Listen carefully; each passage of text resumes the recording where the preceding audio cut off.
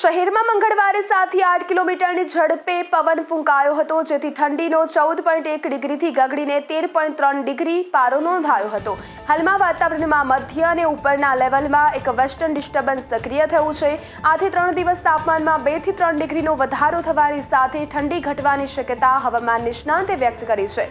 મંગળવારે અમદાવાદનું મહત્તમ તાપમાન 29.1 ડિગ્રી નોંધાયું હતું. વેસ્ટર્ન ડિસ્ટર્બન્સની અસરથી ભેજવાળા પવન ફૂંકાવાથી રાજ્યમાં હિમાલય તરફથી આવતા ઠંડા પવનોમાં અવરોધ ઊભો થશે. તેમજ વેસ્ટર્ન ડિસ્ટર્બન્સની અસર 3 દિવસ રહેવાની શક્યતા છે, જેના કારણે 3 દિવસો સુધી શહેરના તાપમાનમાં 2 થી 3 ડિગ્રીનો ઘટાડો થશે. એ પછી ઠંડી વધશે.